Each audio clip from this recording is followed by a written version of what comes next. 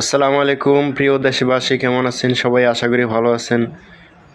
তো গতকালকে নির্বাচনে যেটা হয়েছিল, যাই হোক, ভোট দিয়েছিলাম আনন্দের সাথে, আনন্দের সহিত ভোট দিয়েছিলাম। সবাই দিয়েছিল এবং সুশৃঙ্খলভাবেই ভোট হয়েছে। তো সেটা কোনো বড় কথা না। বড় কথা হলো দেশের বিভিন্ন প্রান্তে বিভিন্ন জনে বিভিন্নভাবে জয়ী হয়েছেন, বিপুল ভোটে জয়ী হয়েছেন। কেউ 1,70,000, 72,000, কেউ 1,10,000, কেউ 90,000, এভাবে অনেকেই বিজয়ী হয়েছেন। তো আমাদের ভিতরে একজন, আমাদের পার্শ্ববর্তী এলাকা, সেটা হচ্ছে আমাদের নোয়াখালী পাশে আরেকটি জেলা আছে, সেটা হচ্ছে কুমিল্লা জেলা। তো কুমিল্লা জেলাতে আমাদের প্রাণপ্রিয় এক ভাই হাসনাত আবদুল্লাহ, যিনি 1,72,463 ভোটে জয়লাভ করেছেন এবং তার 116টি আসন ছিল।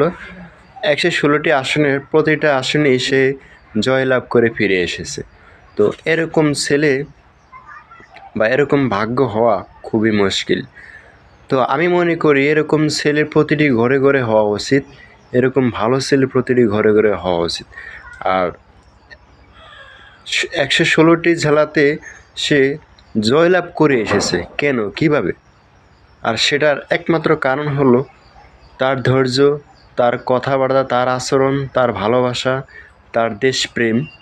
এজন্যই সে 116টি কেন্দ্রে সে জয়লাভ করে ফিরে এসেছে। তো সে ভালো বলেই, সে জ্ঞানী বলেই, সে বুদ্ধিমান বলেই, সে দেশকে ভালোবাসে বলেই সে 116টি কেন্দ্রে সে জয়লাভ করে ফিরে এসেছে। তো যাই হোক, কথা সেটা না।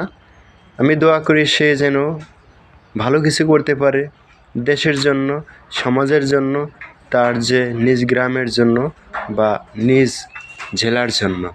তার জন্য দোয়া ও ভালোবাসা রইল। ধন্যবাদ সবাইকে।